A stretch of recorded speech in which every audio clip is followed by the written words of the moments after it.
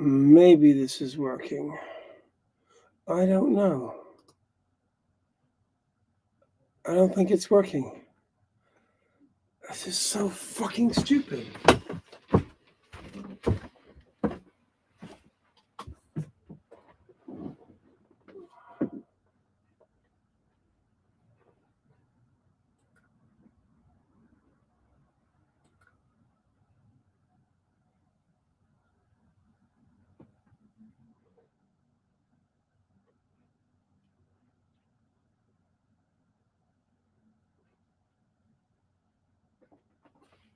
Fuck!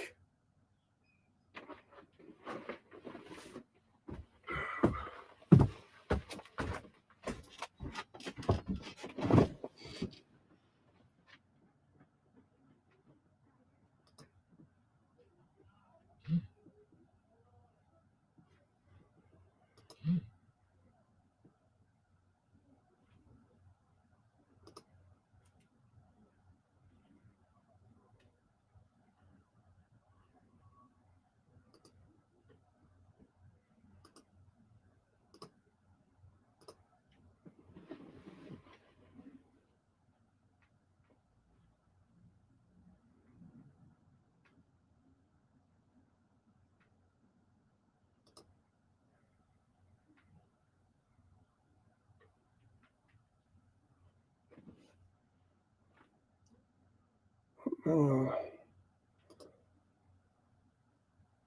Okay. Maybe this is working. I don't know. Can anyone see this? Sorry about this. I can see your text. Hang on. I can see.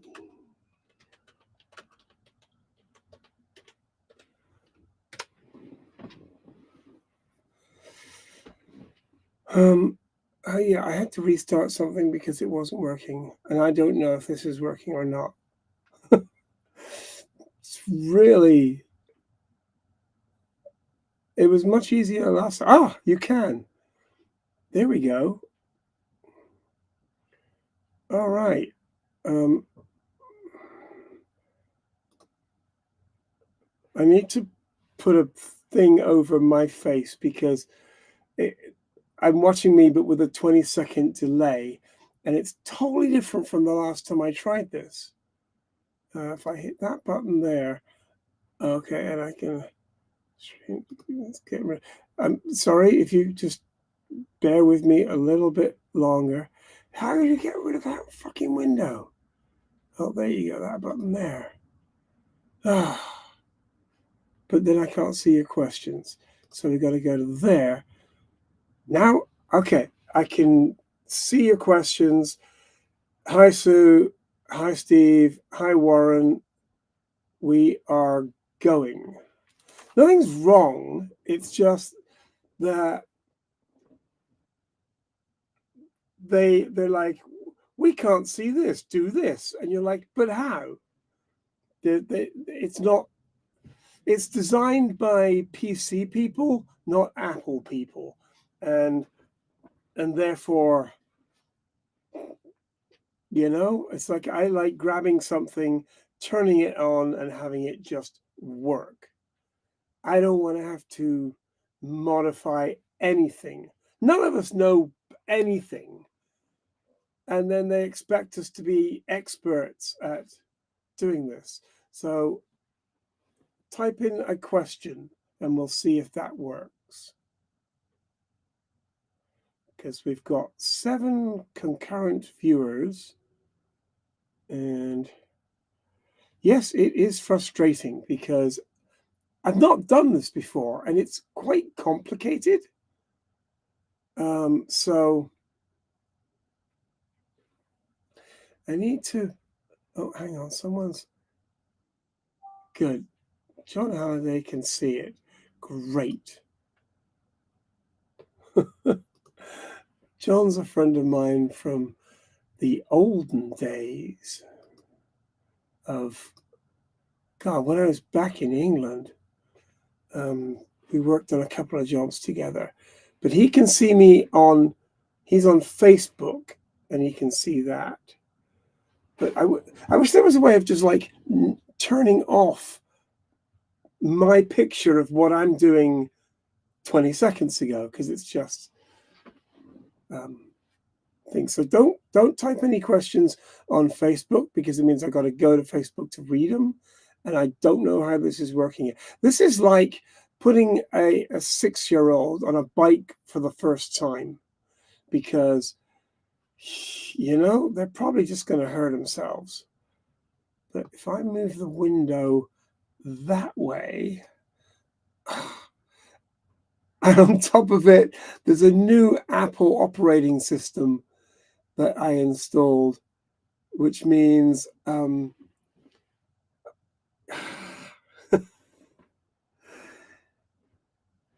I like Apple a lot. Hi, Baird.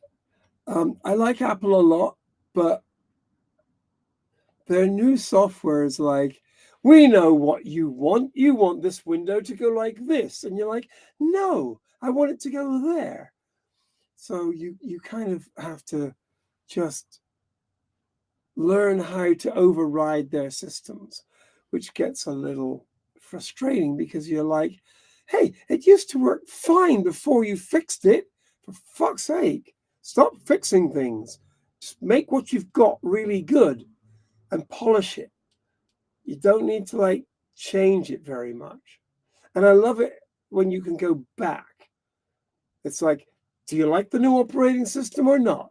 No, it sucks. Let's just go back. Hit a button, an hour later, your computer's back to how it was. But that never happens. So there you go. So Warren says, I enjoyed your recent interview. Yeah, that was my friend Bill. He has a nice boat. He's actually older than me, which is rare to find these days. And you got to hang out with people that age, because one day you're going to be that age. Makes you appreciate being youngsters like me.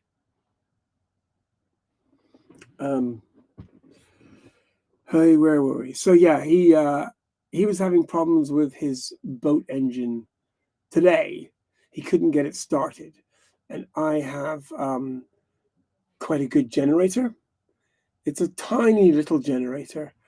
It's it's 500 watt, but it's a 4-stroke 500 watt, which is actually really rare, because usually the little generators, they're easy to lift up and carry around, are 2-stroke, but they're fucking shitty, and they make a lot of noise, and they kind of rattle.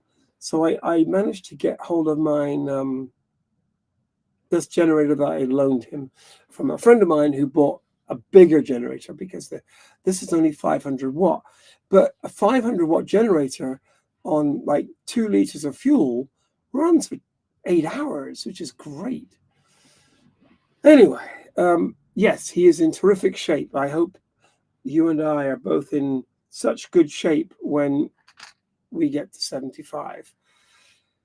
Did Bill sail single-handed across the Atlantic? I don't know. I could ask, but that'll get complicated. I'll mention that in the next thing. Or if you ask me on YouTube, I'll answer it on YouTube. Gary wishes the barometer wasn't cut off halfway, but it's a live show already. So, this one. I guess it works. Sorry if you can't see it. But I've got more people joining. Warren is 75. Warren, it's probably past your bedtime. So if you need to leave us, even though it's like 10:30 in the morning, we understand. And thank you for your parties. You're not fucking 75. Don't give me that shit. My Starlink. Martin is asking about my Starlink. Starlink was fantastic. I bought it when I was in Paris because I was feeling romantic or something. And it wasn't that expensive to get it like delivered. And it came within a week. And all you had to do, literally, and this is why I like Starlink, because obviously they've got some old Apple employees, because you literally, it was pre-wired in the box. You could undo it if you wanted to, but you could, it was exactly wired how it should be. All you had to do was put the Starlink dish up, plug it in, go to your computer, connect to the Starlink thing with the password, which was like Starlink, and you were online. You were getting 180 megabits per second within 10 minutes of it coming out of the box, which is just brilliant. And so I kept it for a while, and it worked great all the way through France. It worked great, but when I did get down, because I get, but then the thing is, you're paying 110 euros a month for this super fast connection, which if there's a house of 4 or 5 of you, it's great. But it's just me on the boat. So when I got to the south of France, I actually found a French company called Free, and they weren't. It's a badly named company because they weren't free, but it was only about 26 euros a month to get super fast connection via my phone. And I bought a shitty phone. It's an Otto Android, which works fantastic, but I just use it as a hotspot. So I have hotspot turned on. So we are actually now going through that old Otto phone, but now we're using Epic, which is a local company down here, which caused me a lot of problems when I wasn't able to get back into my Facebook account, which I might talk about later, but I might just want to kick the computer. So I upgraded when I got to Malta with Epic, and I use that now, and it works fantastic, and it's 25 euros a month and super fast. And I'm going to get a new phone that has 5G, and that will make it almost as fast as the Starlink for a quarter of the price. Shenzhen residency. No, but here's how it works. Hang on, screensaver there. Here's how it works. You arrive in Malta and hang out, whatever. There's no rush. Then you go to the immigration police, who are just down there, about, I don't know, a kilometer away, and they've got a little office right on the marina. And you walk in and you say, "Hi, I've just arrived, and I want to be on a crew list." So they actually have the crew list, and you fill out your name on it, and then they stamp you in, and then they stamp you back out, and they say, "Welcome to Malta," because you're in Malta. And that's it. You don't really exist. You kind of just, so long as you don't live on the island and you live on your boat, you are living in this gray area of, you're spending money, you're having fun, you tell your friends how great Malta is, and they just ignore you. And so that's how it works. And you can stay as long as you want. And if I need to go back to the UK, you just go and you go to the immigration police, and they stamp you into the country. And then you go to the airport and they stamp you out of the country. And when you come back, they stamp you into the country, and then you go to the immigration police and they stamp you out of the country. Ta-da! And that's how it works. France is a little bit like that as well, because I was there for 18 months. No one really cares. So there you go. Yes, it took me 3 weeks to get back on Facebook. Excuse me. A bit of a cough. And I managed to get back on Facebook by, I mean, seriously, it must have taken 60 hours of work, of trying this way, trying that way, and finding out where you could change things a little bit. And so eventually, I'm like, maybe if I try to get on Facebook with my old Android phone that I used to connect to the internet. So I disconnected it from where it is now. And I went to Facebook and I tried to sign in and I put in my password, which I had reset. So I put in my new reset password, and then it still wants to send a message to the second tier security level. And I'm like, motherfucker. And then I looked up the number, and it was the number of the phone I was using. So I went over to WhatsApp on the phone and I typed in the number, and all of a sudden I was in Facebook on my Android phone.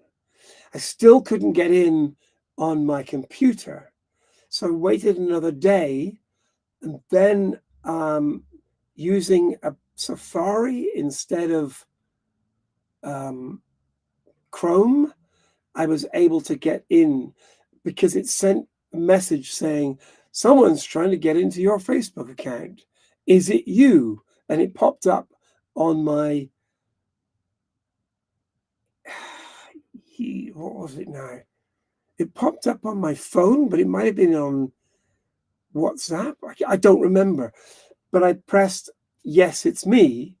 And all of a sudden I was able to get in on Safari, and then I was able to get in on Chrome. But it took like so long, bouncing backwards and forwards. And honestly, if I was disabled or had bad vision or something, I wouldn't have been able to do it. And that's scary, because if you've got an old person and all their friends are on Facebook and they've lost contact, I felt gutted, because I like waking up in the morning, I make a coffee, then I come back and I sit down and I check Facebook and I check my email. And not being able to contact anyone on Facebook for 2.5 weeks fucking sucked. It just sucked. And it's not that I miss Facebook, it's that I miss my friends. And I don't want this to be a one-way street of me just fucking talking and talking and talking. Then I like the interaction, and I get that on Facebook. I don't get that on Instagram or anything else. So there you go. There you go. Yeah, if you live, the 90-day thing out of 100 applies more if you're not on a boat. If you're on a boat, they're kind of like, they don't seem to care as much. And that's good, because you're on a fucking boat. It's like you can't leave and come back every 90 days. It just doesn't work that way. So it's good that they are a little bit slack on that in France. I mean, in Italy, a Coast Guard boat, I was anchored in a slightly odd place. It wasn't, I was legally allowed to anchor there. I checked, but it wasn't, there were no other boats around. Normally, if you see a bunch of boats anchored, that's a good place to anchor. But there was no one else around. And this Coast Guard boat came up and said, "Hey, how you doing? Everything all right?" And I said, yeah. They're like, "Can we see your boat papers?" And I'm like, "Sure." And I put them out on, where is it?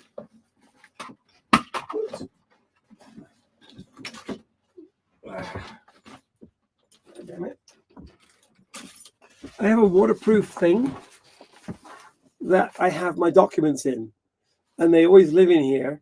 And so I just put it on a boat hook, hung it out, handed it to them.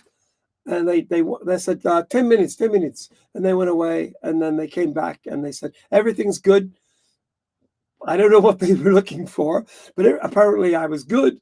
And they said, have a nice time going to, because I already told them I was going to Malta, and they're like, have a good trip to Malta. I'm like, great, thank you very much. And so that was the only time I ever had to show my papers anywhere. Wind turbines, they make a noise, and honestly, if you're a sailing boat, I think they're a good idea. But on my boat, I'd rather just run a generator. You're not going to get enough power from a wind turbine. You might get, I don't know, 30 or 40 watts. It's good if you're on a sailboat and you just need to charge your batteries, keep them charged. I think that's quite a good idea, but it wouldn't really work for my boat. Warren, what caused the problem? The problem was I signed out of Facebook for some reason. I don't remember. I think some reason a whole bunch of my accounts, my bank account, YouTube, a bunch of things just were signed out one day. They weren't even connected. But when I went to log in to Facebook, it said, great, password accepted. We've sent a second tier to your WhatsApp number. And it was a number I had when I was back in the UK. And I guarantee I've never set that as a second tier registration, because I don't even like WhatsApp. And I knew the number was going to change. So I didn't set that. What happened was, at some point, I might have entered my phone number, and Facebook went, oh, look, a phone number. Boom, we'll use that.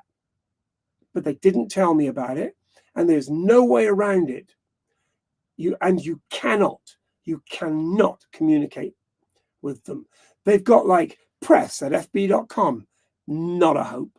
Support@fb.com. And I'm actually taking it as far as I can. I'm actually contacting a couple of disabled organizations and a couple of press contacts that I have to see if they can follow up, because there's a bunch of people who've got caught in this and they just got dropped. And as I said, if you're an old person and you aren't tech savvy, I'm not hugely tech savvy, but I'm tech savvier than most. And it took 3 weeks of constant pressure. But there you go. That's what caused the problem. Yes, I did say that no one had noticed. I'm like, at least I'm back on Facebook and there'll be all these messages. And I click on, and there were 18 messages after 3 weeks. And most of them were just people like, I don't know, nothing serious. No one missed me. Not one of you fuckers missed me. God damn it, why am I talking to you? Would I ever make the journey back to the UK? Good question. Fuck no, stupid country. I mean, if you paid me a bunch of money. There was a chap who I was going to take a boat. Actually, you might have been on the boat. You were part of it, are you? Yes. And I was going to maneuver his boat down to the Mediterranean, or help. But then things changed, and I was going to take the boat over to the UK. But it's complicated, but that's not happening now. So I would go back to the UK. I've got to go back to the UK at some point, because I'm going to claim my pension, because fuck you, UK government.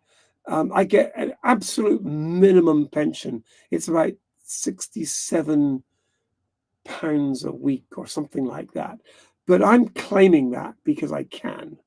Not that I paid into it much, because I lived in America, but I paid some taxes when I was in the UK. So,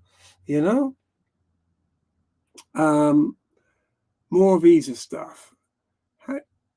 They don't care. When you're in France, they don't care. It's like there's no one checking the visas on anyone on the canals.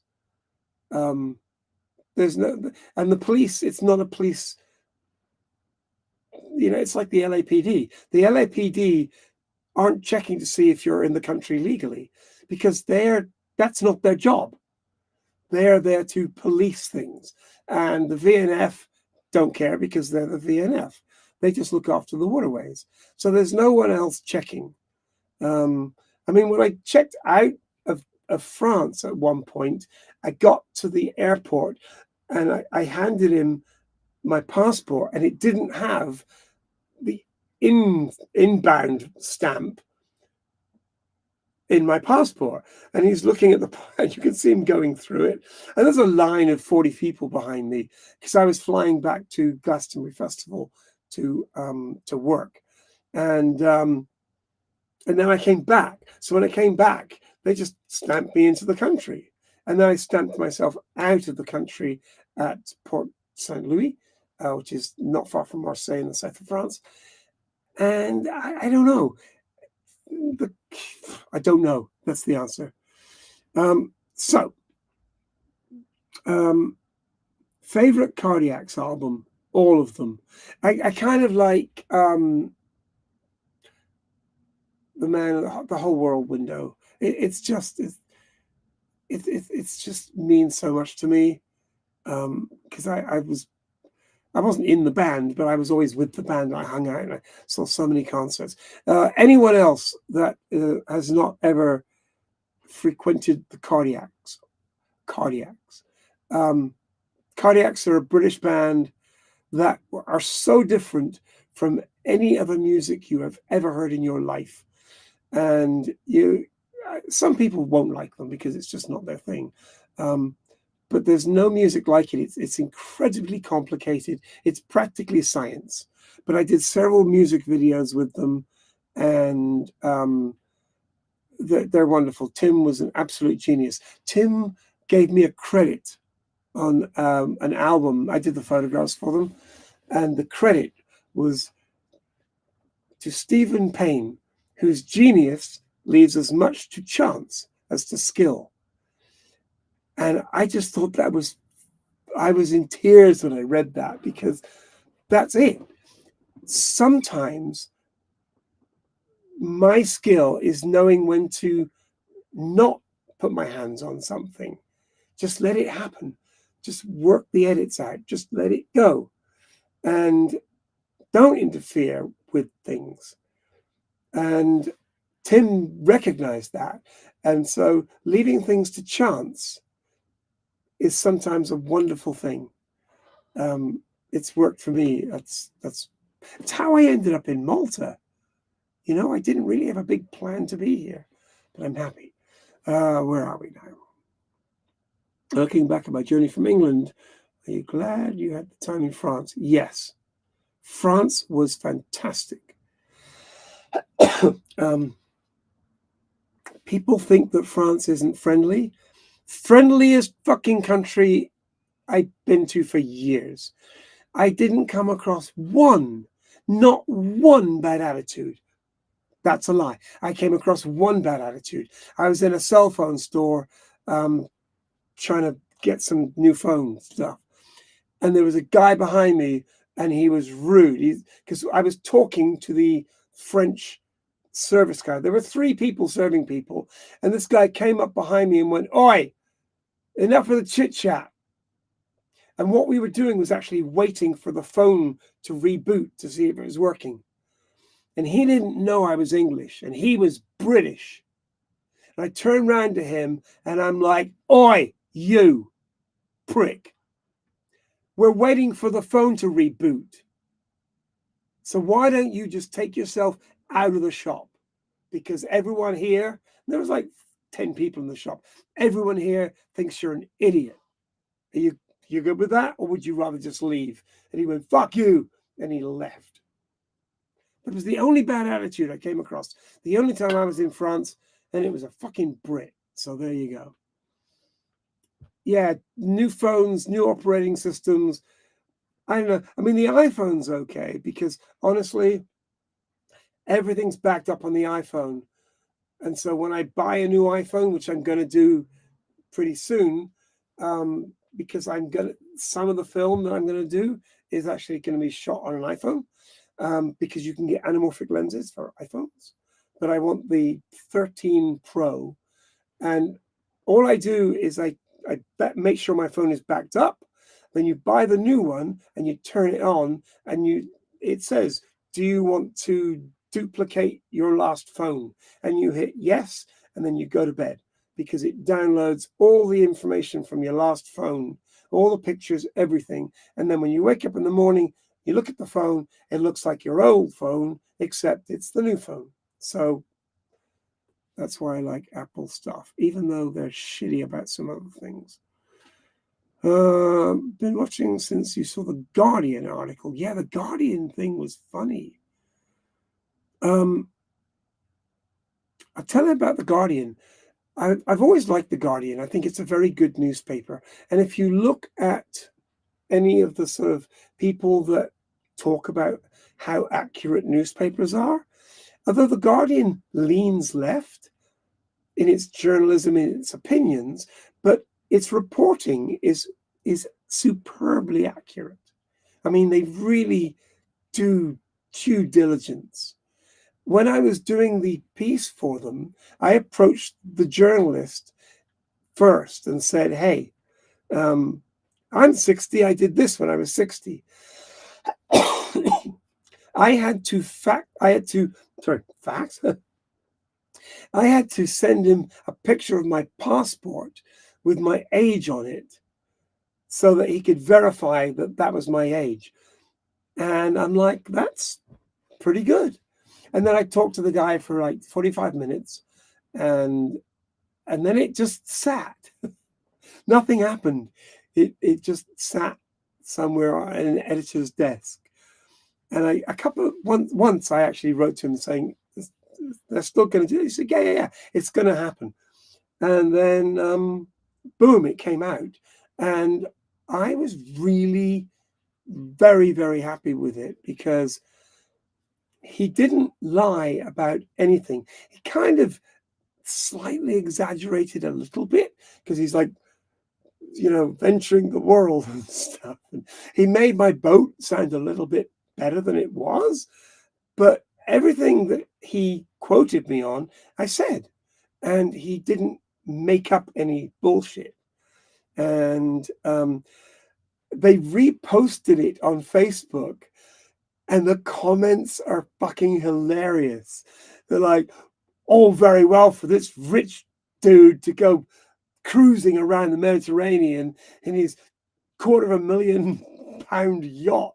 And I'm like, you are fucking kidding me.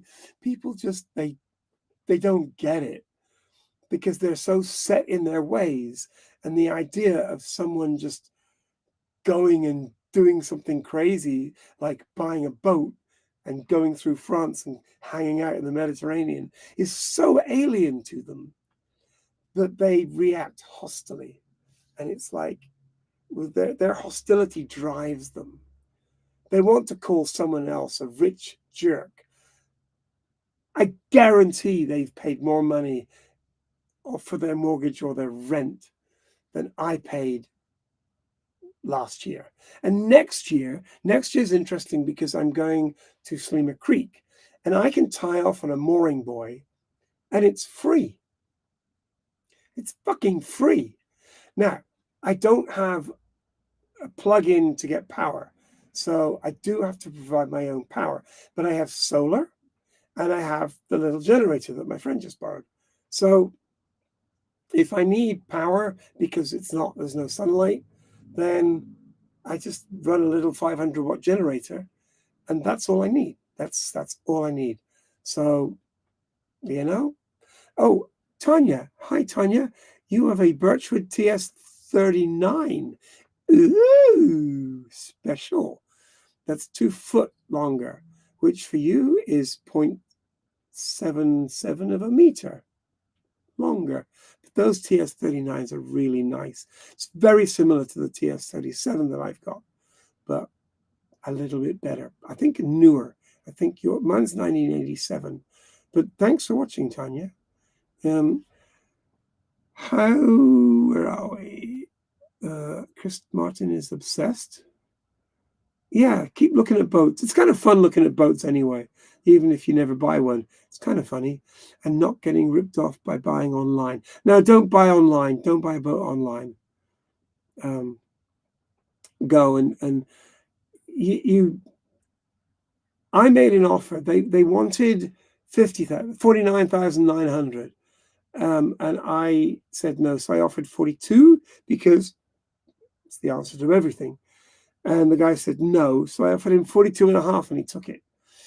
But he took it, but I only bought it subject to a survey, which is where they lift the boat out. And then a boat surveyor goes through the whole boat. I think it cost £250. But it just means that you are confident in the boat and your insurance company requires it anyway. So it's like, it's just pay it, be done.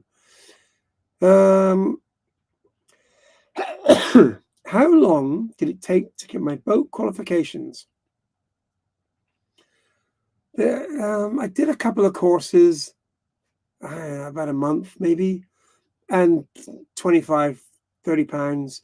When I got down to Ramsgate, I did the radio course and I did my ICC, which is the International Certificate of Competence.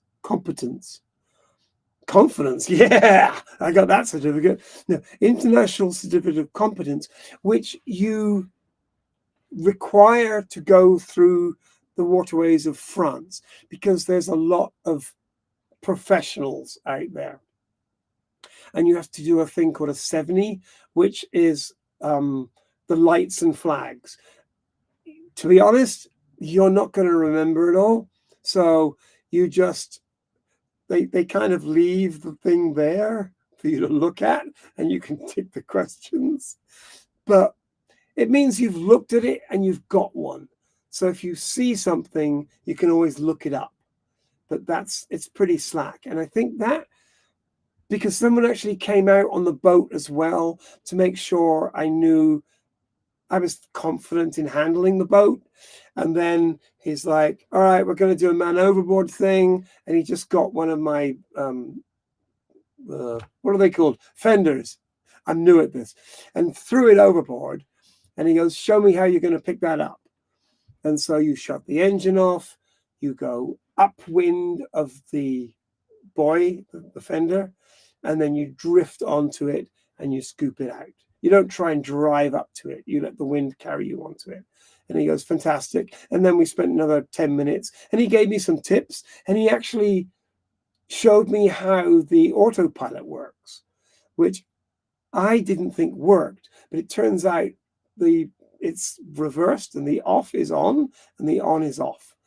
And he's like, he figured it out in no time. So Bruno, or I think he was called Bruno, did a really good job and it cost about £120, but money well spent. And that's how I got my qualifications to set off across the channel. The French are a little bit stricter because they have professionals on the rivers.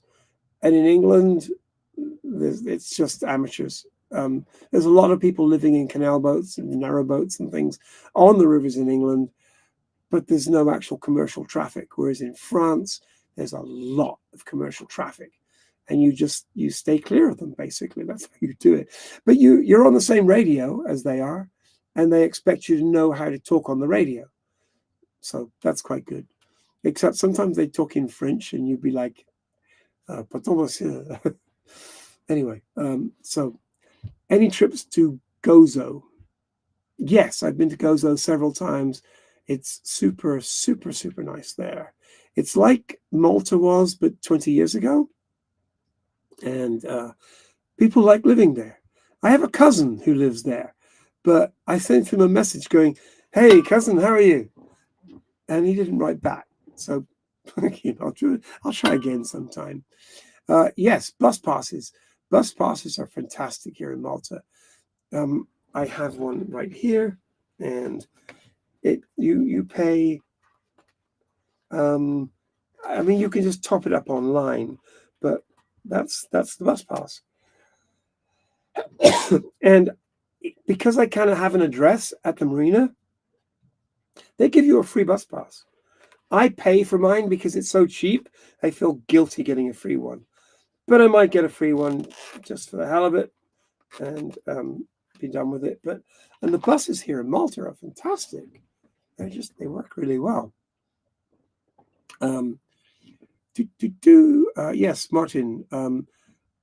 Tim's certificate ceremony was amazing.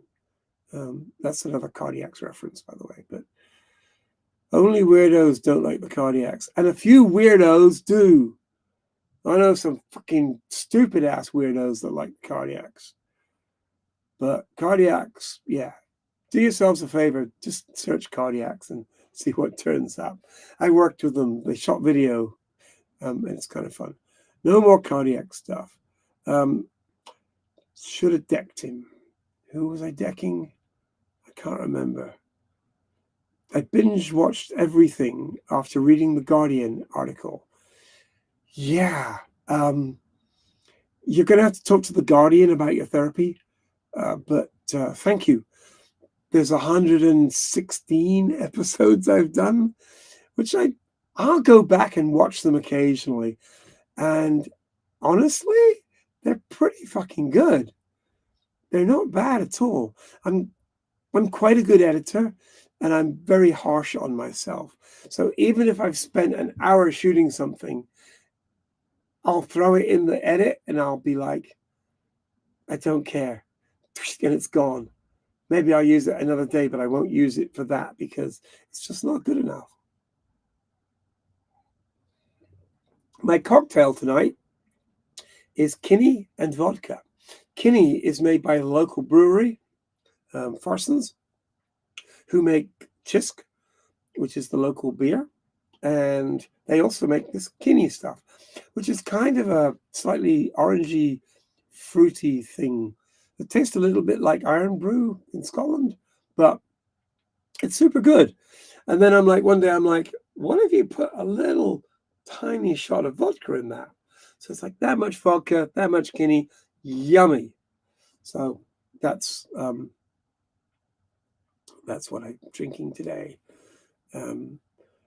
But yeah, Guardian article. I got 1,800 new subscribers on my channel, which I would have been happy with. One, I honestly thought I'd get between 1 and 200 new subscribers because they didn't actually have a link on the Guardian thing to my website. So it means people, because that's not what the Guardian does. It's not promoting my channel. It's talking about me. And so people Googled my name, saw the channel, and went to it. I think they Googled Jaywalking the World because they mentioned I had a Jaywalking the World channel, but they didn't put a link to it. And 1,800 new people within 2 days. And a lot of very nice complimentary stuff in the comments. So that was kind of nice to read. No negativity. When they reposted it on Facebook yesterday, the comments on Facebook were the negative ones, where people are like, rich fucker buys a £250,000 boat. Fuck him. I'm like, you have no idea. But they didn't expect, people were like, so I would write back to them and go, blah, blah, blah, blah, blah. And they'd be like, oh, because they just insulted me. They weren't expecting me to answer them back. So that was kind of fun. But I totally understand why people who have YouTube channels they have big YouTube channels. I understand why they never, ever check the comments because. So, Frustrated Boater, you came out to visit in October. Oh, yeah. Yes. Oh, hi. How are you? What happened to your first boat, the one that cost 5,000? I sold it for 4,000 because there was something wrong with it. One of the drives wasn't working. When I bought the boat, I told the sales guy at the office, I don't know shit about boats. I'm relying on you to tell me if there's anything wrong. And we took it out, and he said, yeah, it's all great. And it wasn't. One of the drives wasn't going into reverse. And I didn't know that. But I bought the boat anyway. And when I found out it wasn't working, I went back into him and said, remember when I told you I was buying a boat and I needed your help? That drive doesn't work, by the way. And I'm pissed off because you should have pointed, you should have noticed that the reverse on the port engine wasn't working, and you didn't. And it's going to cost me. So just know that thanks for selling me the boat, but you fucked up because you didn't notice there was something wrong. So either you knew it was wrong or and lied to me, or you're so fucking stupid you didn't know it wasn't working. So when I resold it, I told the person who was buying it, that drive doesn't work, so you're getting it a little bit cheaper. So I sold it for 4,500 to a family, and the guy's like, I'm a mechanic, I've worked on boats all my life, I'll fix that in no time. So he was completely happy. And yeah, I communicated with him after selling it, and he's like, yeah, I got it fixed, no problem, boat's great. So there you go.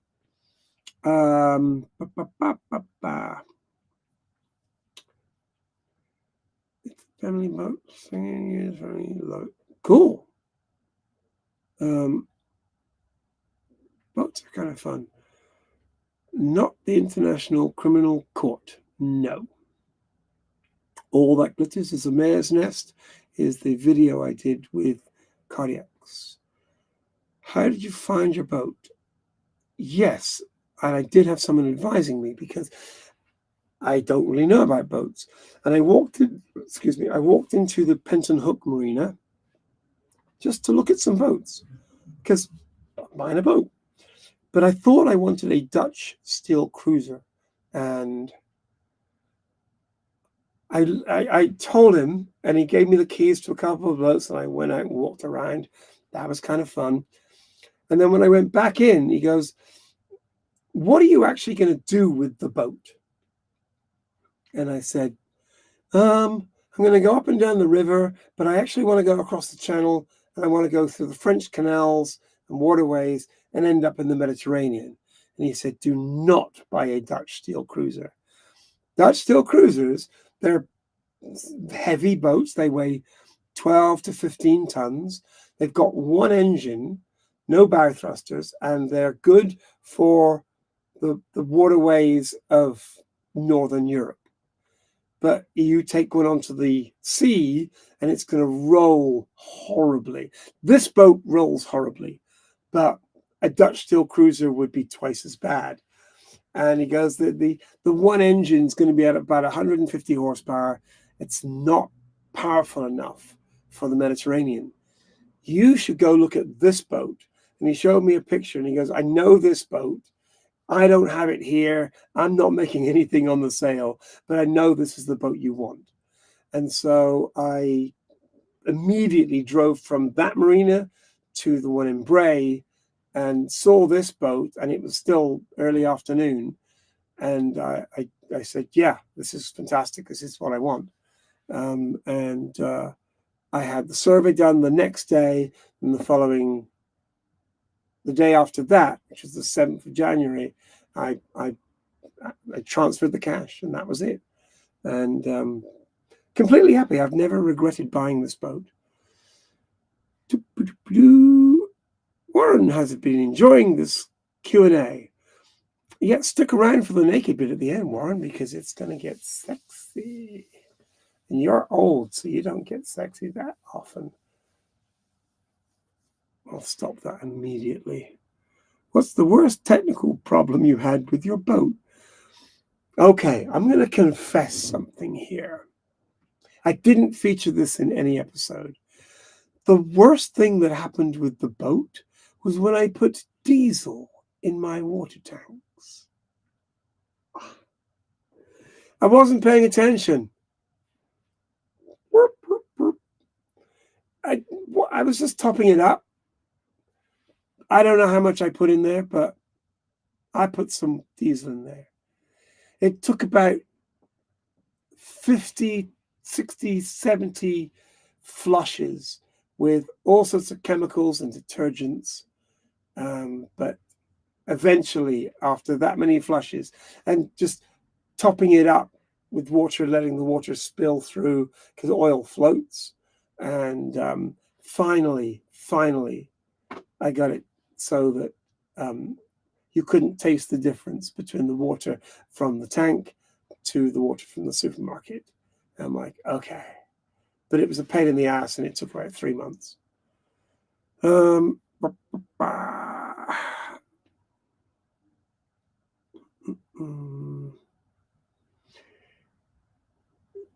Warren is leaving us, and I think it's, hang on, we can use search.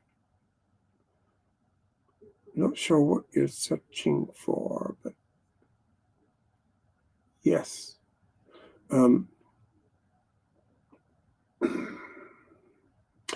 No, I haven't considered voiceover work because I don't have a great voiceover voice. There's people, I've worked with voiceover artists. They're actors who can just do voiceover work so perfectly. And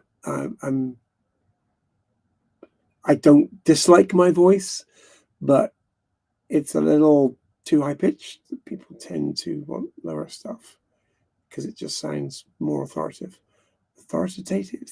See, that's why I can't be a voiceover artist, because I'm barely competent at English. Never trust a salesman. You know,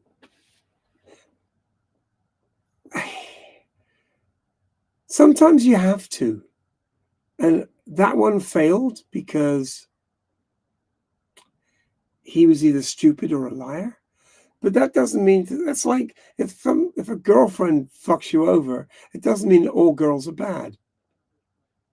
I mean, we know they are, but you can't say all salesmen are bad because that one guy. Because the guy who recommended that I got this boat was a really good salesman, because he said, I've sold that boat twice before. I know it. I know the owner. I know it's been really well looked after, and it's a good boat. So he was a good salesman. Dinner calling, have a good dinner, chew well.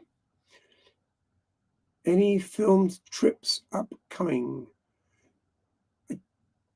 Not in the super near future, but within a few weeks, I want to take the boat out and around. Because even though it's winter, winter here is about the same as the winter in California, Los Angeles. We're on the same latitude. So if you check the weather, then, and the weather's good, hey, take the boat out. It's fine. So I will be doing that. I want to go back to Gozo. I want to go all around Malta, but I might have a friend coming, because it's kind of more fun to do that with a friend on the boat. But we'll see. A lot of the channel is going to get more focused into making the film. I will plug. Hang on, what I'll do. I have. I almost forgot to do this, which would have been silly. Just in case any of you super kind people want to join in the fun with my feature film, I'll talk about it in one moment. Live stream. Oh, hang on. Where are we? Oh, no. There you go. Think. There you go. Yeah,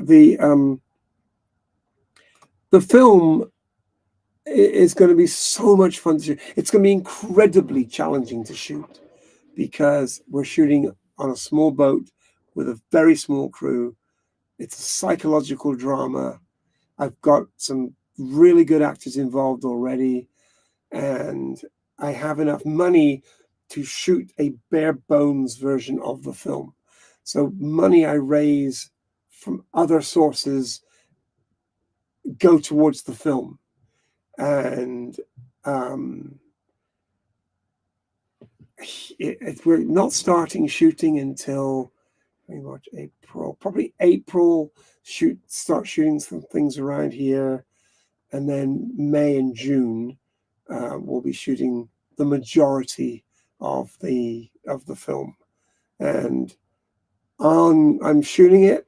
I'm directing it with my friend Eric, who's coming over from America, who I've worked with 30 times before, and we just work really well together. We just kind of get each other, and he's going to be helping out because if I'm shooting a film and I've got to make sure the lighting is right, the blocking is right, everything's right, and technically the camera is right, then I want someone else to be able to talk to the actors and not just wait for me to be able to talk to them.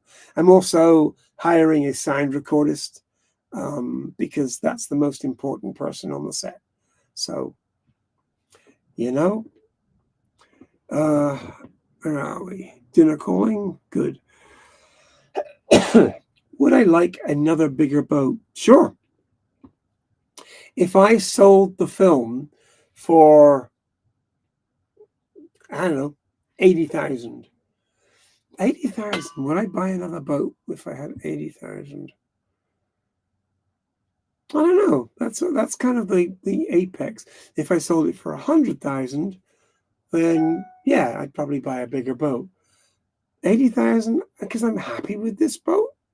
I don't know. I don't know if I would, but because I'm not working very much, I would need that money to keep me going. And also, I don't get all of that 80,000. It's like it's got to go to some other people. So whatever. But if I had enough money, I would buy a better boat, bigger boat, not much bigger, because one of the reasons they make this boat 11.6 meters or something is because it's less than 12 meters. I don't think they actually made it less than that because they weren't even metric by the time when this boat was made. So, but a newer boat would be nice. A bigger boat, maybe. You go on a bigger boat and you're like, this is nice. But we'll see. It's not in the future. It's not on the horizon. I like this boat, although I need better curtains and some new furniture and stuff. I just want to get the film made and sold.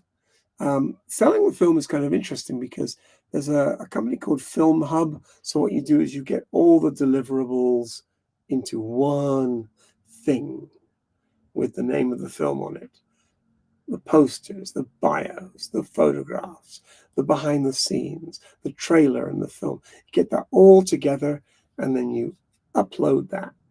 And then they send it to all the streaming companies in the world. Literally, it's like 200 of them. And if people buy it, you can figure out a deal with each one. And then they keep 20% and you get 80%. So I'm hoping it sells, but we'll see. I'm making it with the intention of selling it. This isn't a vanity project. This, I want to be a very watchable film where people are like, damn, didn't see that coming. That was a good movie. So that's what we're trying to do. Mind saying how much fuel? I don't care. I'll say anything. If you pay me enough money, you support me on GoFundMe, I'll talk to your mother. I'll say bad things to your mother. I'm a whore. Only 20 films to get a catamaran. Yeah. The problem with catamarans is like I pay 5,000 a year for this berth. If I was a catamaran, I'd be paying 10,000 a year. So catamarans are lovely because you don't need the berth as much because they're like an apartment. They don't bounce around as much. There's no rolling motion. And they're really spacious and big and beautiful. Where are we? Yes. Tastes like butter. How do you get around copyright issues? That's a very good question. It has a bit of sadness to it. There's a film, a documentary called The Internet's Own Boy, about a guy called Aaron, and he came up with the idea of Creative Commons, which was, I should be able to use the music, but if I use a Taylor Swift song in my video to make it better, Taylor Swift gets the royalties. And that's it. So you can use a lot of music, but you can't monetize that video. So if I use a song by my friend Jen Beast, and she's got so many wonderful songs, then I can monetize it because there's no copyright infringement. But there's no copyright infringement if I use a song by Stabbing Westward, because Stabbing Westward get the money. Or if I use Stabbing Westward and New Order, they split it. It's like they found out a way. For every second you use it, that's the percentage that they get. So it's actually good for the artists, which is fine. And I don't monetize many of my clips because if I monetize them seriously, I'm getting about $1.20. If 1,000 people watch a monetized clip of mine through AdSense, I get $1.20. You do not make any money unless you're, say, like Sailing Delos or Le Vagabond or Uma. You're not getting shit from fucking YouTube, Google. The only way I make any money from doing this is because I have a Patreon account, which I can post to you here just in case.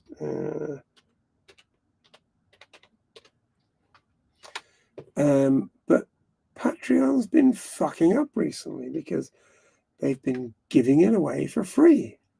And it's like, why are you giving it away for free? I've actually been talking to one of their people and saying, this is terrible. You know, he can't do anything about it, but he can pass the message up.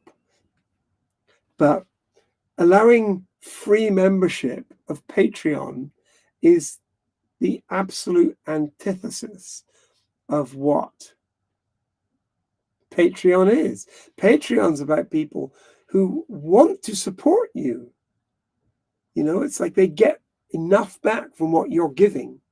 And I've given people advice on getting through canals. I'm giving people advice on marinas to stop in France. You know, I know some people who were like, we're actually going the reverse of what you did, and we've watched all of your videos, so we know where to stop. And it's been amazing because they stopped at all the places I stopped, but in reverse as they went up this past summer. And so, yeah, they support me on Patreon because they think it's a good idea. But giving it away for free is stupid. And I can't turn that off. All I can do is when I post something on Patreon is turn off the allow everyone to watch it, which is the default. So I have to go in and scroll down to only paid members. But that just means someone joins and then nothing happens. And then they leave, which is just stupid. But, you know, what are you going to do? Stevie wants a yacht in Monaco next year. You should probably go to Monaco during the Grand Prix and buy a yacht there. But make sure you got a really burly security guard and a lot of cash, because you ain't getting change from 10 mil. But that'd be nice. I'll come and be a cabin boy on your boat. Not really, but you know what I mean. I'm almost out of questions. There's got to be more questions. I've only been doing this an hour. Oh, God, people are leaving. No, don't leave. But it's good. We've actually had 55 people watching so far. There's 15 of you watching now, and the average viewer has watched for 18 minutes and 18 seconds, which is way better than I was expecting. That's very nice. Yes, Stevie, $1 billion. You could be the first person to buy $1 billion yacht. That would be awesome. The way yachts work is they say,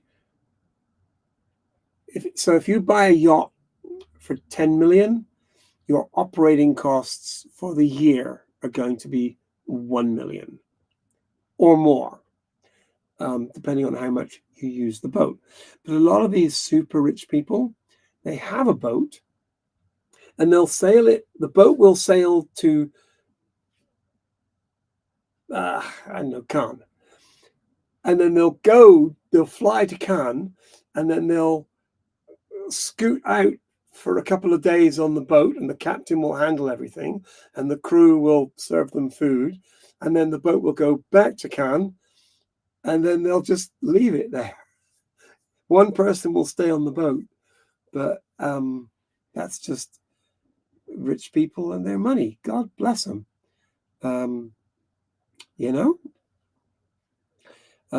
Martin, you're out photographing fireworks. They like fireworks in Malta. You've seen I've put several links to fireworks here in Malta. I'm gonna put a link to some fireworks that I filmed in Malta because I sent the drone up. I heard there was going to be a big firework display, so I had the drone all ready to go, and it got to be about 11 o'clock, and I'm like, fuck, they're not going to fly at this. They're not going to send up fireworks at this time. God damn it, I lost again. So I actually flew the drone up, and I was flying it towards another firework display, and then suddenly, boom, right next to me, all these fireworks went up, and it was freaking nuts. So I quickly swung the drone back around and shot the video. But what I did do, which was quite clever, because I'm smart, was to turn on the a GoPro and record the sound of the GoPro, record the sound of the fireworks on the GoPro, and then I was able to sync the two together. And so it makes the fireworks seem a lot more interesting than just firework going, because the drone shot them beautifully. And I just posted the link. And,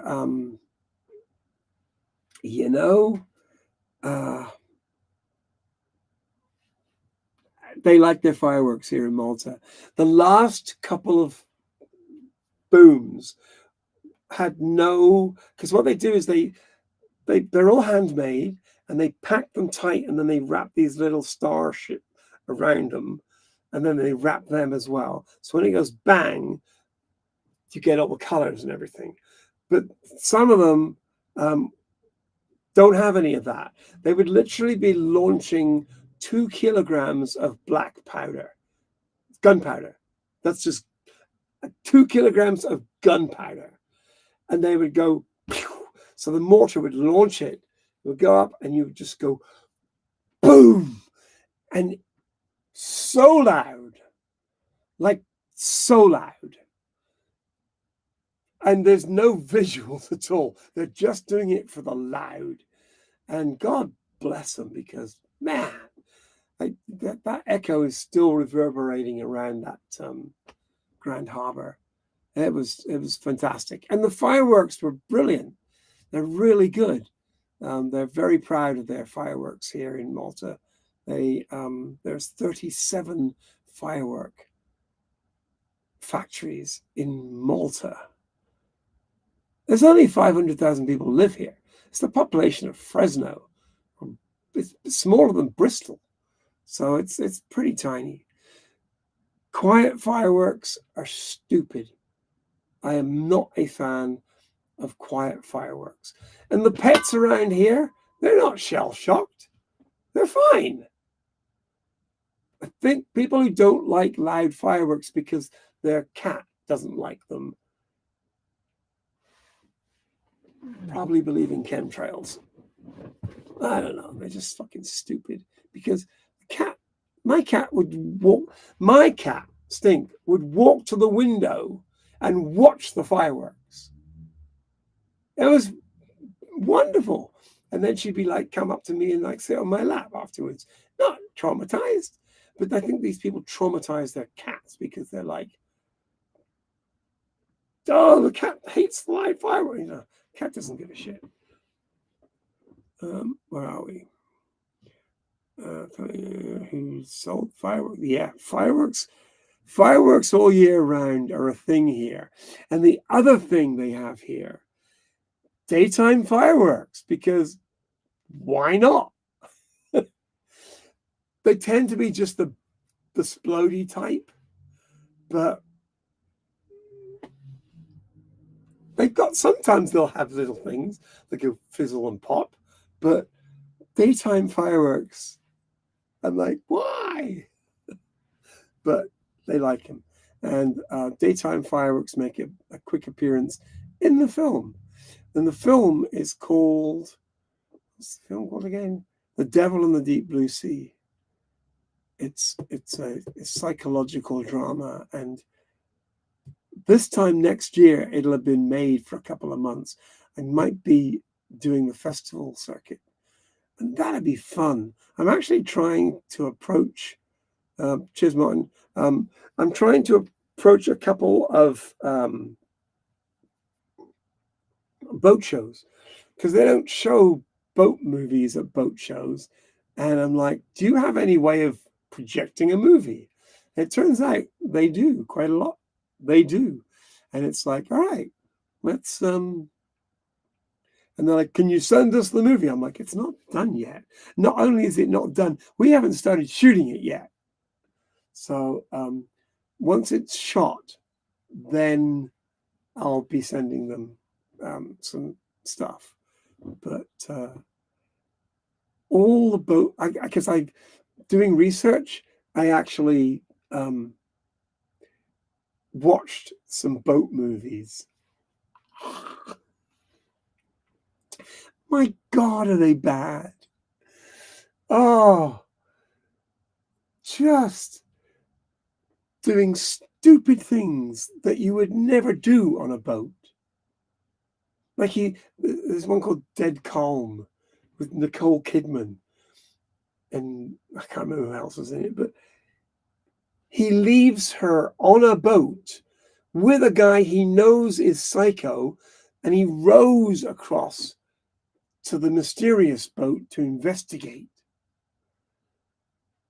You wouldn't do that. You would actually take your boat and you'd motor and go to and tie off to the boat. And you wouldn't leave your fucking girlfriend on board with a psycho guy. And that's the whole premise of the movie.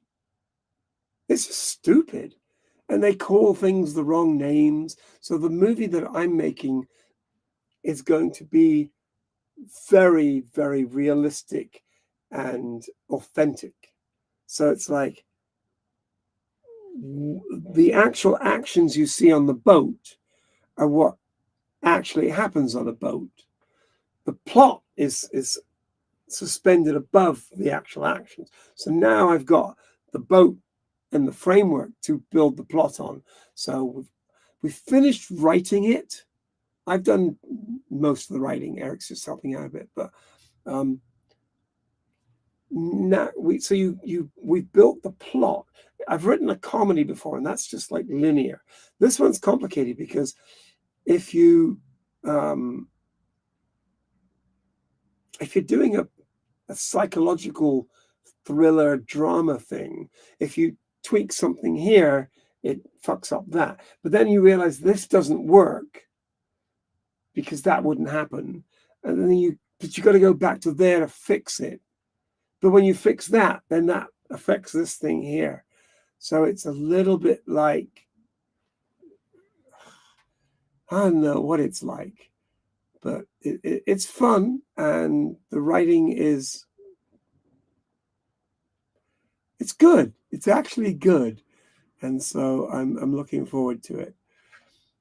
Seeing a possible boat queue. If you're a total beginner and managed to get qualifications, then you bought the boat lying in the Channel Islands, it would be a stupid idea. Wait, I'm going to read that again. Seeing a possible boat. Question. If a total beginner managed to get their qualifications, but then bought a boat lying in the Channel Islands, would it be a stupid idea? Could you take it down to the Med? Do not buy the boat without seeing it.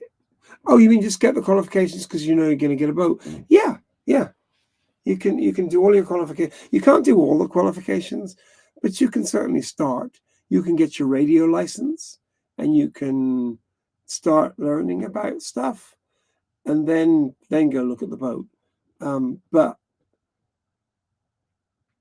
getting the boat would be quite good. But if you bought a car and you didn't know how to drive, that would be problematic. So you learn to drive before you buy the boat. So you learn to drive before you buy the car. You do the same with the boat. Learn to boat before you buy a boat. Makes sense.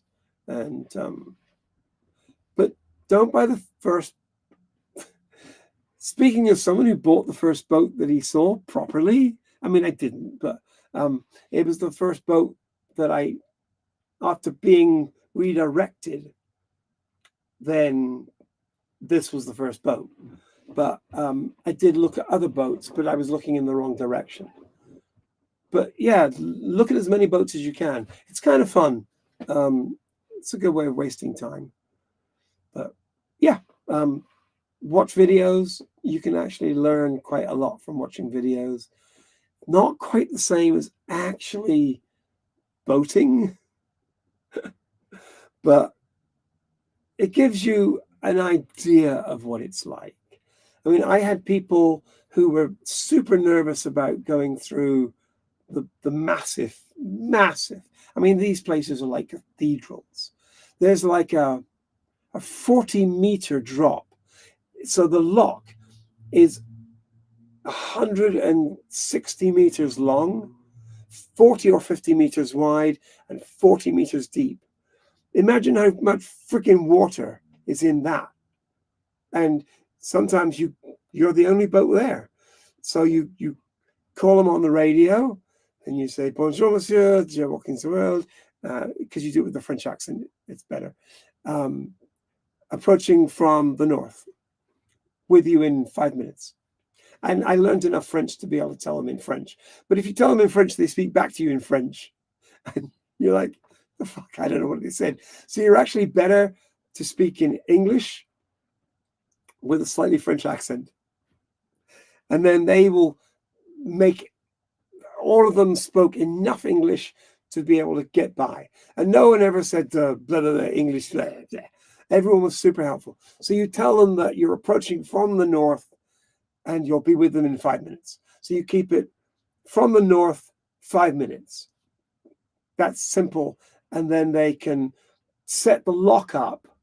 Like if it's down to bring a boat in going up, unless there's someone already in there, they'll actually flood the lock and open the gates for when you get there. So that actually takes about 10 minutes. I usually give them a call about 5 or 10 minutes back. And then you just go straight in.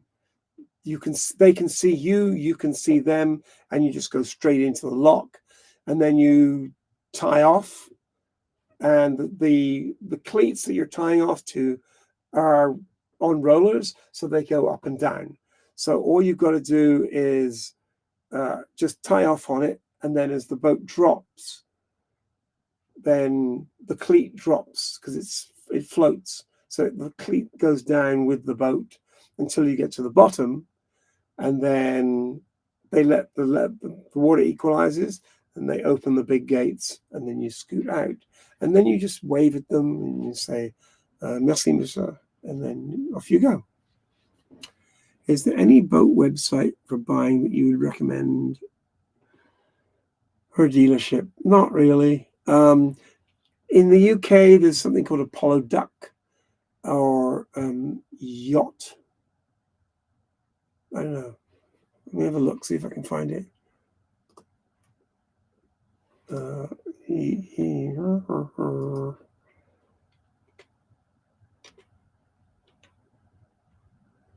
Can't spell yacht. Yacht World.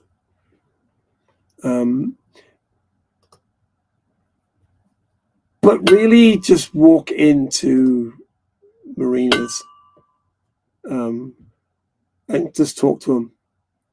And I hope you don't get ripped off. You probably won't, but make sure it's a boat that you want. When I walked onto this boat, I'm like imagining myself sitting on a French canal. I'm like, I can handle that. The important thing was I had to buy a boat. I think my air draft is 3.2 meters with the archway down. So if the archway is up, I can't get under the bridge. Or if I bought a boat that was 3.4 meter, you get to the first. There's one really low bridge just south of Cannes. And if you can't get under it, you're not going to the Mediterranean. I think they made it a little bit lower intentionally to stop people wasting their time spending 2 or 3 days going in and then finding there's another low bridge. So the lowest bridge in the north of France going south from Calais is about 5k south of the town, and then if you can't get under it, you're fucked. You're not going anywhere. I did originally think I might have to go around the coast of France through the Bay of Biscay and just literally coastal hop, but COVID was around, and I don't know. I just decided not to do that. It would have been nice. It would have been a lot longer. I would have paid more money in diesel, but I would have saved money in, well, no, it would have been more expensive. And to be honest, I didn't know enough about boating at that point. The canals are pretty easy. It's like, okay, I can handle this. Because you're doing 4 knots. And all you got to do is avoid hitting the concrete things and you'll be fine. It's a little bit easier in a way to take the boat out into the sea because there's nothing much to hit, but it just feels like the stakes are a lot higher. So it's a little bit nerve-wracking sometimes to do that. The French accent? I don't know. I don't think I do a French accent very well.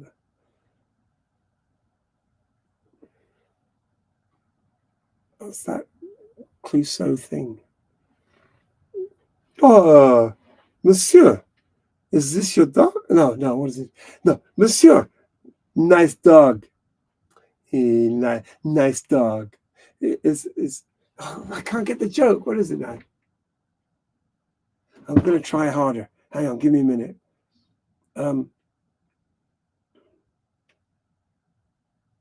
I can't remember. But he goes, basically the punchline is, that's my dog. It's a fill in the bit beforehand. But it's a Peter Sellers movie. It's good. Would have been fun on the Atlantic. Yes, it would, but a bit scary as well. I mean, one day I was off the coast of Italy and I pulled into this, what I thought was a really secluded spot, and the wind was forecast to be coming from the south.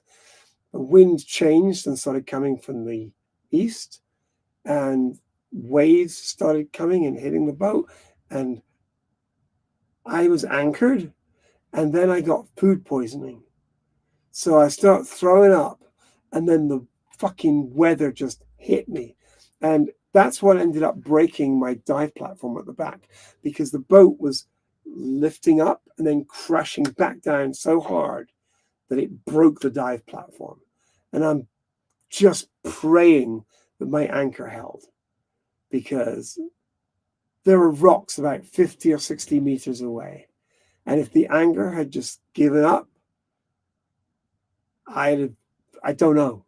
It would have been bad, and I wouldn't have filmed it. No, that's not the answer to the joke. The answer, the punchline of the joke is, it's not my dog. Because he goes, does your dog bite? That's right. He goes, oh, it's a nice doggy. Does your dog bite? And the guy goes, no. And he goes, oh, nice little, ow! I thought you said your dog does not bite. It's not my dog. Thank you very much. Secret of good comedy is to mislead people. And Clouseau misled himself all the time. There's a couple of comments I'm trying to read here.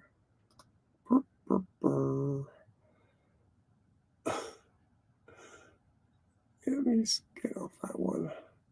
There's a guy called Eric Andrea, and he is a fucking crazy Norwegian guy that likes to sail in extremely questionable conditions. So I follow him occasionally because, but even he ran his boat aground just recently. So, yes, 1976.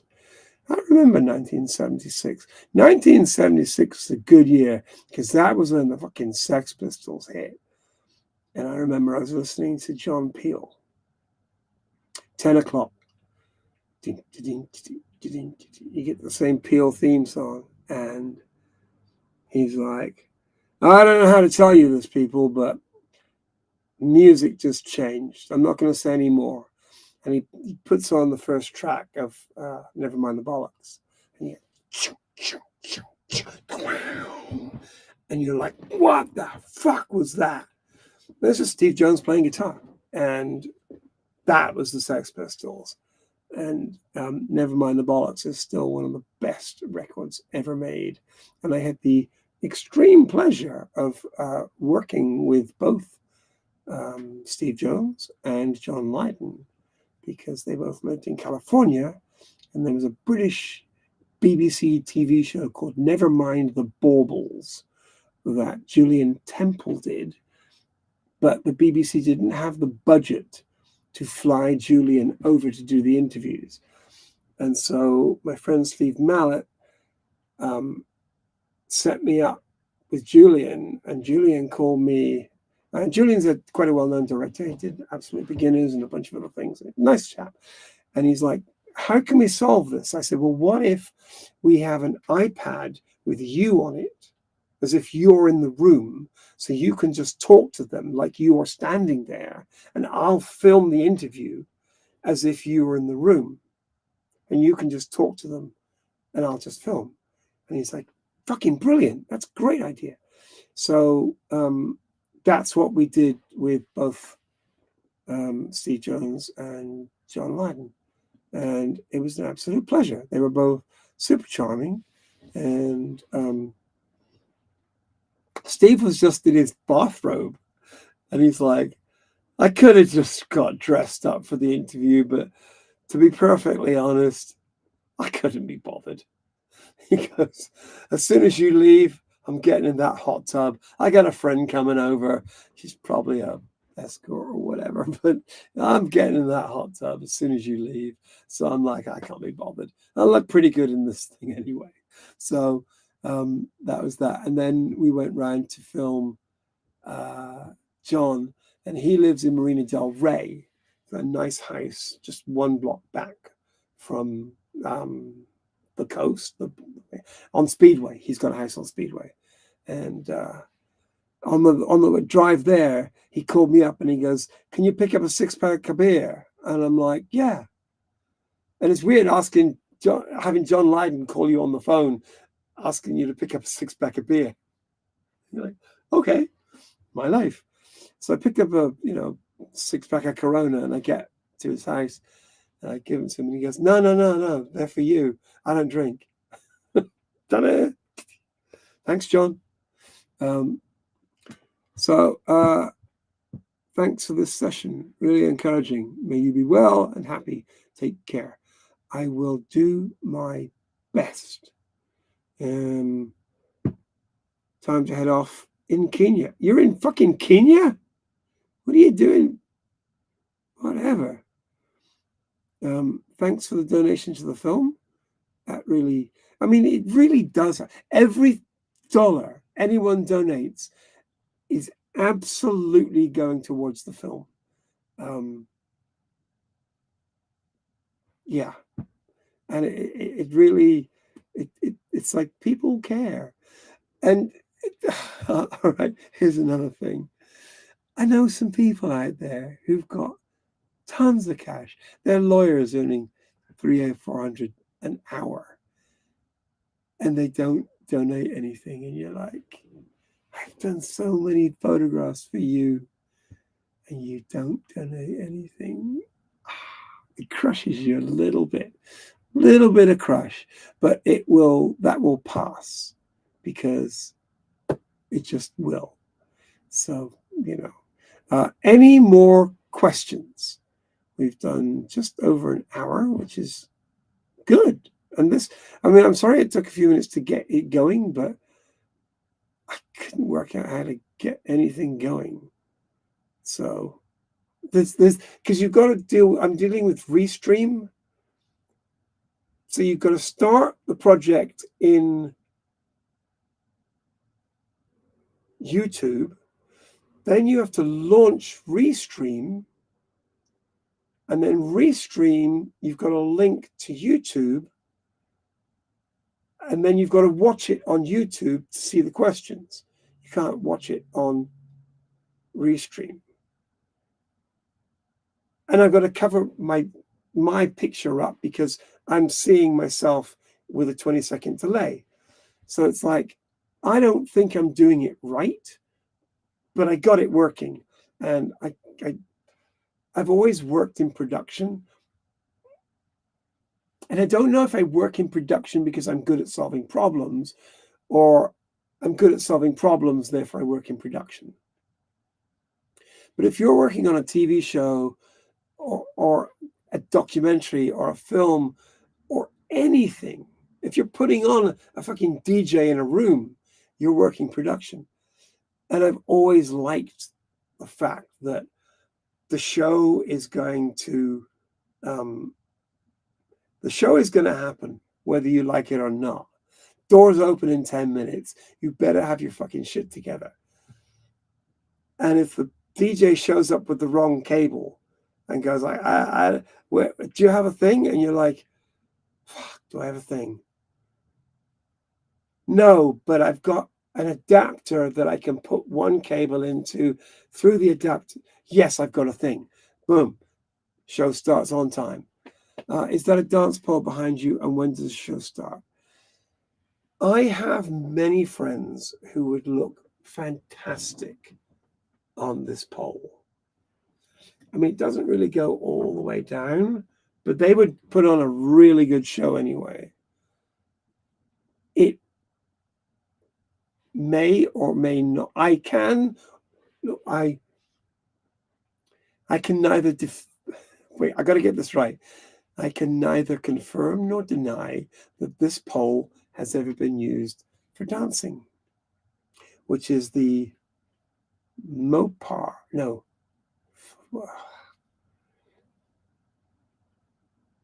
It's called the something defense. Confirm or deny. I cannot confirm or deny because the Minister of Defense was asked a question about a Russian submarine, and he was obliged to give an answer. As it's like, is America trying to salvage that Russian submarine?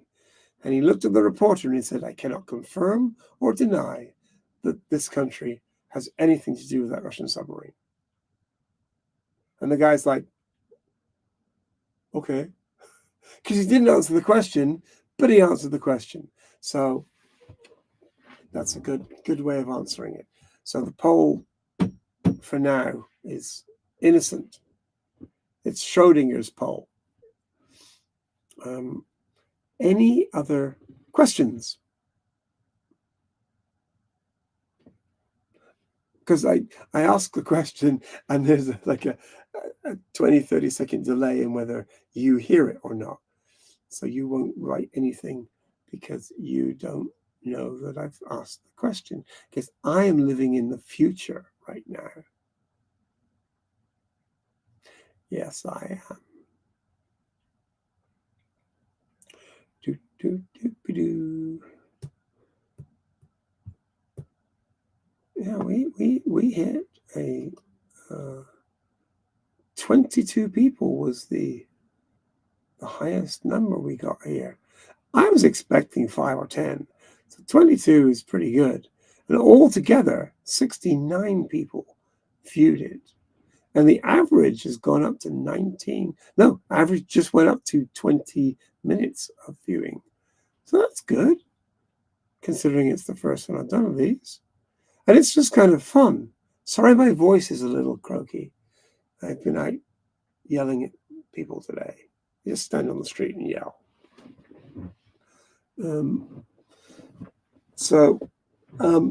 Is there anything you want to see on the channel? Things that I haven't put on, or things that I have put on and you liked and you'd like to see more of? And is there anything you don't like about it? Because it's very easy to say nice things about something, but that doesn't make me improve the channel. If you tell me something you're like, I didn't like that bit, because maybe I didn't like it either, but I thought I should keep it in because I thought other people would like it. But, it's like someone wrote something the other day and said, can you leave the captions up a little bit longer? And that's often the mistake that people make. Sometimes I'll flash a caption up for like 4 frames because I intentionally want it to be on screen for 4 frames. But sometimes if you want someone to read something, because you know what you've written, it's quicker for you to read it. So you read it and then you cut it. What you should probably do is read it slower, and then wait 2 seconds and then cut it. But also it's YouTube. You can always like hit the pause button and read it. More city tours of Malta on foot, perhaps. Yeah. I think I did a tour up in Medina a while back.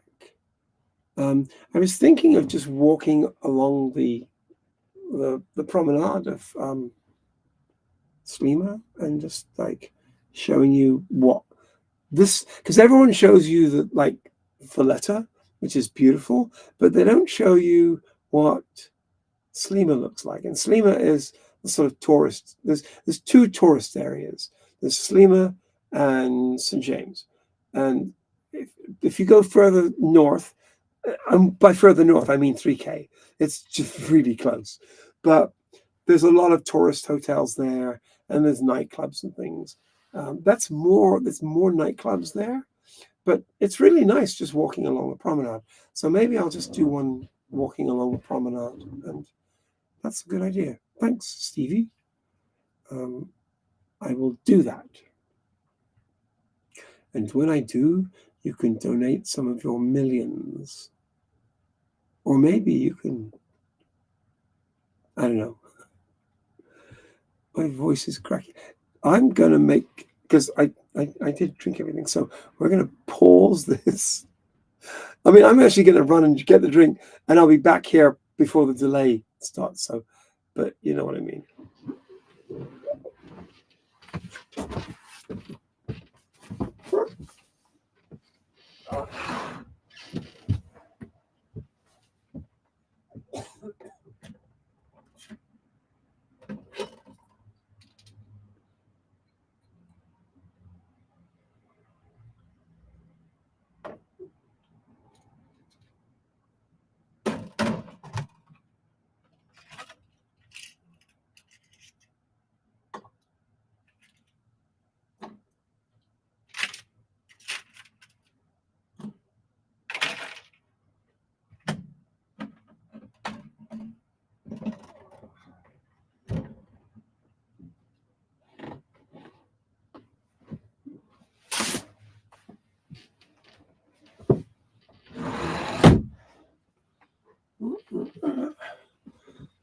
There we go. And we're back. So this is Kinney. It says refreshing Mediterranean flavor. Yay.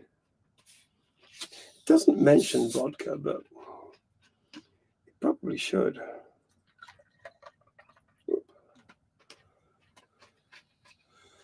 Ride the crypto wave. I know. I have a little bit of Bitcoin left. Yeah, vodka Kinney. I'm not drinking Fireball tonight. I'm just not. So cheers, vodka Kinney.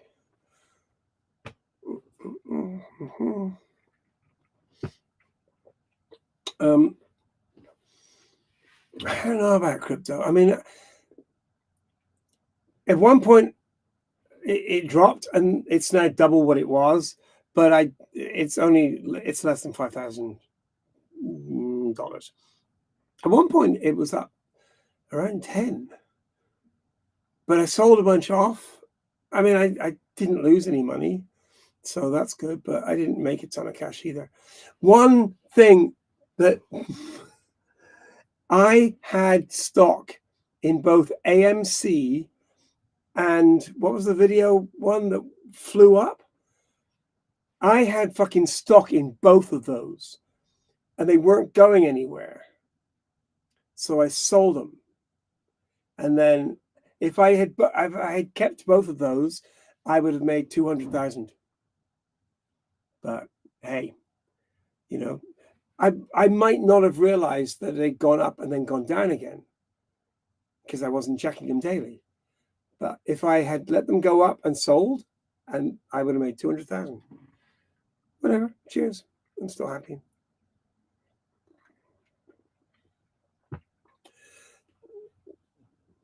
Yeah, I don't know whether crypto is going to be huge.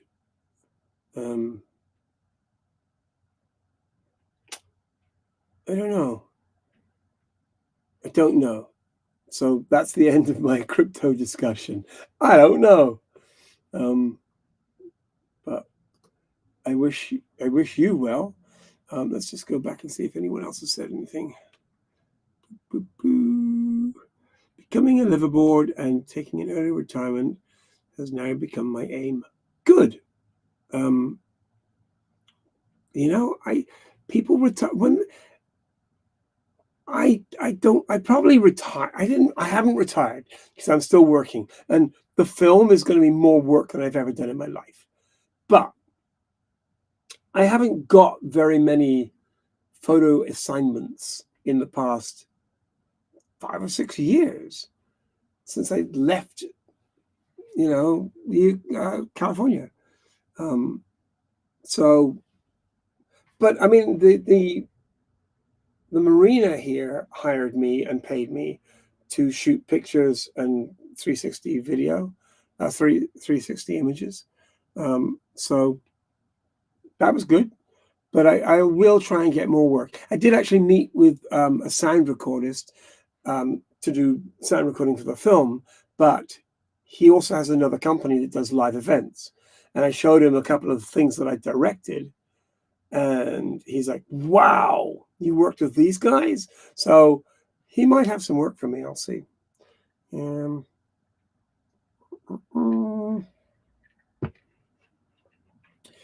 Stevie's just talking about crypto. Stop it.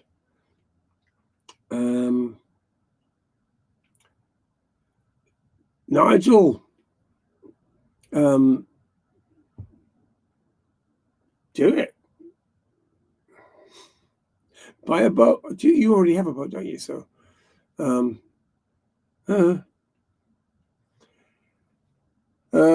what other questions or comments do you have? We are down to 8 viewers now, but it's gone well. 73 views, good averages. It says chat rate 1. There's a question mark. I don't know what chat rate means. Hang on. The chat rate is the stream. The stream is the most recently. I don't know what that means.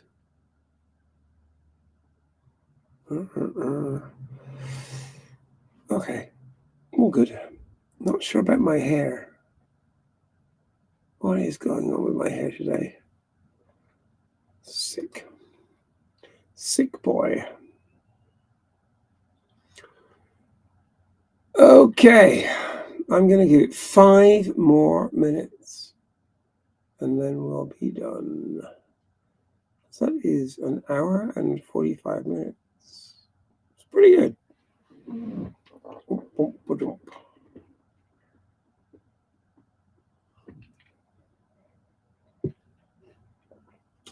Yes, there was a heat wave in 1976 in the UK. It was good. It was, I don't know, summer of love. Because there was parties beginning to start, and then Sex Pistols, and just like everything changed. Where are we? All right. It's difficult. It's difficult because it's like I have to cut you all off by ending this chat. I haven't had any questions for a while, so I think you're probably like done with this. But this has been crazy successful. I'm very glad I did this. Oh, hi, Claire. How are you? Oh, you're leaving. Of course you are. You were right here. You were at the beginning. You were like somewhere way back there.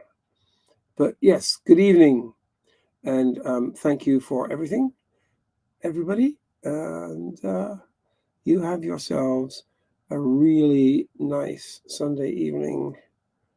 Or if you're in LA, a nice Sunday day. And I will see you all very soon. Good night.